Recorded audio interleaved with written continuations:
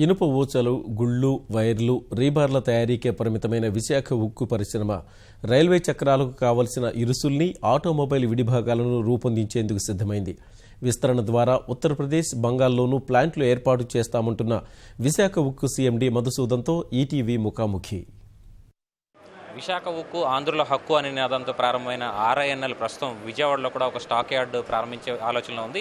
అమరావతి నగర నిర్మాణంలో భాగంగా తాము ఇక్కడ ఎక్కువ ఆశిస్తున్నామని చెప్పి కూడా విశాఖ ఉక్కు సీఎండీ చెప్పడం జరుగుతుంది. ప్రస్తుతం ఆయన మనతో ఉన్నారు, ఆయన అడిగి మరిన్ని తెలుసుకుందాం. సార్, ఇక్కడ స్టాక్ యార్డ్ ఎంత కెపాసిటీతో ఉండబోతోంది? బ్రాంచ్ ఆఫీస్ ఓపెన్ చేసి మా ప్రజెంట్ స్టార్ట్ చేసామండి. సో దీనికి సపోర్టివ్గా మనం స్టాక్ యార్డ్ కూడా already we're in the lookout.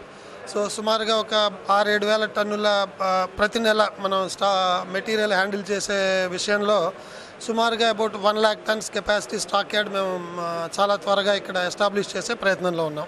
Amaravati నగర నిర్మాణంలో ఇది ప్రభుత్వం కూడా ముందంజలో ఉంది, బాగా వేగంగా నిర్మాణాలకు వస్తుంది.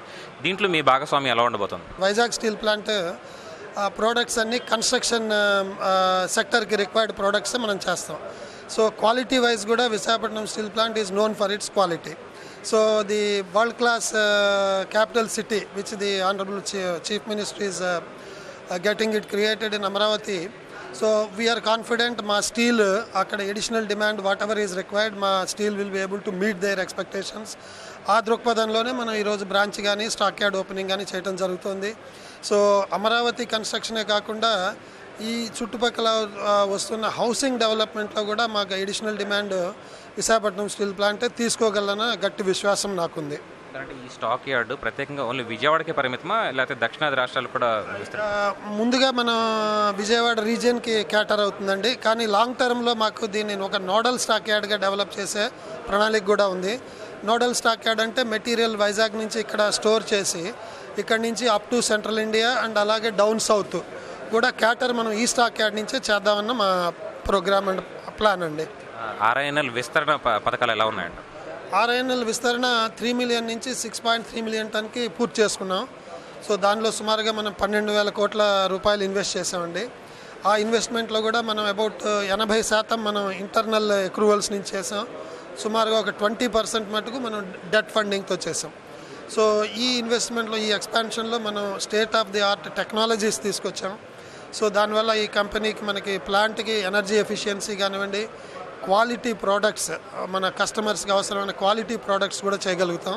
ఈ ఎక్స్పాన్షన్ తర్వాత ముందు 92లో చేసిన ప్లాంట్ కూడాను ఆధునీకరణ చేస్తున్నాం. దాంట్లో సుమారుగా ఒక 4,000 కోట్ల ఇన్వెస్ట్మెంట్స్ ఉంది.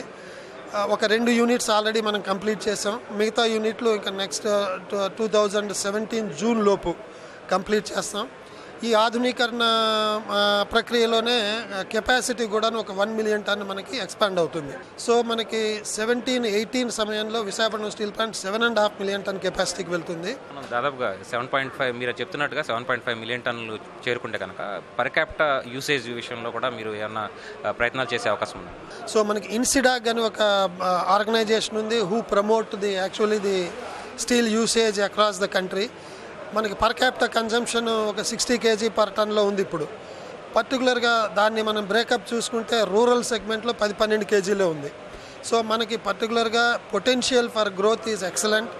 మన ప్రభుత్వాలు కూడా, రాష్ట్ర ప్రభుత్వం, కేంద్ర ప్రభుత్వం కూడా రకరకాల ఇనిషియేటివ్స్ తీసుకుంటున్నారు. సో రాబోయే సంవత్సరాల్లో ఇన్ఫ్రాస్ట్రక్చర్లో మంచి గ్రోత్ ఉంటుంది. సో పర్ క్యాపిటల్ కన్జంప్షన్ కూడా ఫర్ ఎవ్రీ 1 kg ఇంక్రీజ్ ఒక ఎడిషనల్ ఒక 1 million ton steel consumption capacity create అవుతుంది. గ్లోబల్ యావరేజ్ ఈజ్ 250 kgలు, మనం 1/4 దగ్గర ఉన్నాం. సో ఎవ్రీ 30-40 kgs అంటే that many millions of additional steel consumption will get created. So మనకి prospects బాగున్నాయి. స్టీల్ ప్లాంట్ ఏంటంటే మనకి వైజాగ్ ఆర్ఐఎన్ఎల్ క్వాలిటేటివ్గా, కాస్ట్ వైజ్ కూడా మనకి న్యూ టెక్నాలజీస్, కాస్ట్ ఎఫిషియన్సీస్ ఉంటాయి. కస్టమర్ రిలేషన్షిప్ కానీ, కస్టమర్ సర్వీస్గా కానీ మేము we want to be the best plan to capture the new demand that will come in our country. అంటే ఇప్పటిదాకా మనం వైర్ రాడ్లు కానీ, బిల్లెట్లు కానీ ఇలాంటి ప్రోడక్ట్స్ మాత్రమే పరిమితం అయ్యాం. కొత్త ప్రోడక్ట్స్ని యాడ్ చేసే అవకాశం ఉందా? ఎప్పటిలోకి చేస్తాం? మనం 2 విధాలుగా ముందుకెడుతున్నాం. ఒకటేమో మనం diversification of products and locations కూడా. ఇప్పటివరకు మనకి ఆర్ఐఎన్ఎల్ దగ్గర ఓన్లీ విశాఖపట్నంలోనే ప్లాంట్ ఉంది. సో ఇప్పుడు ఉత్తరప్రదేశ్లో కూడా మన ఒక ఫోర్జ్డ్ వీల్ ప్లాంట్ ప్రస్తుతం, అది కూడా ఒక మేక్ ఇన్ ఇండియాలో భాగంగాను రైల్వేస్ లాట్ ఆఫ్ వాళ్ళకి అవసరమైన ఫోర్జ్డ్ వీల్స్ ఇతర కంట్రీస్ నుంచి ఇంపోర్ట్ చేస్తున్నారు. సో మనం ఒక latest best technology in the world తీసుకొచ్చి అక్కడ ఒక 1 lakh వీల్ సెట్స్ పరానం కెపాసిటీతో ఒక ప్లాంట్ పెట్టబోతున్నాం. టెండరింగ్ ప్రాసెస్ కూడా కంప్లీట్ అవుతుంది. So by 18-19 that plant will be in operation. So it is a product diversification, geographical diversification, and it is a initiative of RINL under Make in India program of the Honorable Prime Minister. అదేవిధంగా west బెంగాల్లో కూడా మనం ఒక axle plant 50,000 axle capacity plant రైల్వేస్తో definitive agreements sign చేయబోతున్నాం. అది sign చేసిన తర్వాత 2.5-3 సంవత్సరాల్లో ఆ ప్లాంట్ కూడా ఆపరేషన్కి వస్తుంది. అది కాకుండా మనకి ఇక్కడ విశాఖపట్నంలో కూడా మనకి ఒక ల్యాండ్ బ్యాంక్, ఒక 19,000 ఎకరాల ల్యాండ్ బ్యాంక్ ఉంది. సో మనం ఇక్కడ 20 మిలియన్ టన్స్ వరకు ఎక్స్పాన్షన్ చేసుకోవచ్చు. దానిలో భాగంగానే నెక్స్ట్ విడత ఎక్స్పాన్షన్ మనం ఒక 4 మిలియన్ టన్స్. సో ఈ 4 మిలియన్ టన్స్ అంటే ఒక 20,000 కోట్ల ఇన్వెస్ట్మెంట్స్ ఉంటుంది. సో ఈ ఇన్వెస్ట్మెంట్ కూడా మనం ఈ 7.5 స్టెబిలైజ్ అవ్వగానే నెక్స్ట్ ఫేజ్ ఆఫ్ ఎక్స్పాన్షన్ తీసుకుని, సో దాంట్లో మనం లేటెస్ట్ నిష్ ప్రోడక్ట్స్ అంటాం.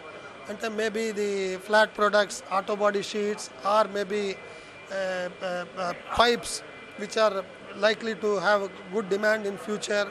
సో అలాంటి niche products, flat products next ఎక్స్పాన్షన్లో తీసుకుందామన్న ఆలోచన కూడా ఉంది. ఒక రకంగా కొత్త ప్రోడక్ట్లు వెళ్తున్నాం, కానీ మన దగ్గర ఐరన్ ఓర్ కెపాసిటీ అనేది ఇంకా లేదు. క్యాప్టివ్ ప్లాంట్ కోసం మనం ఎక్కడ ప్రయత్నం చేస్తున్నాం, ఎక్కడెక్కడ దొరుకుతుంది?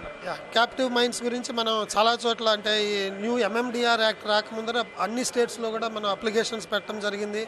బట్ MMDR యాక్ట్ కొత్తగా ఇంట్రడ్యూస్ అయిన తర్వాత అప్లికేషన్స్ అన్ని నల్ అండ్ వాయిడ్ అయినాయి. సో ఈ లోపుగా మనకి ఎర్లియర్ అప్లికేషన్స్లో భాగంగా రాజస్థాన్ గవర్నమెంట్ మనకి ఒక LOI ఇచ్చారండి. దాంట్లో ఒక low grade iron ores about 200 million plus reserves ఉన్నాయి. సో దాని initial development activities already take up చేసాం. So once the reserves are established, మనం అక్కడ బెనిఫిషియేషన్ ప్లాన్ పెట్టి ఇంకా అదర్ ఇన్వెస్ట్మెంట్స్ కూడా ప్లాన్ చేస్తాం.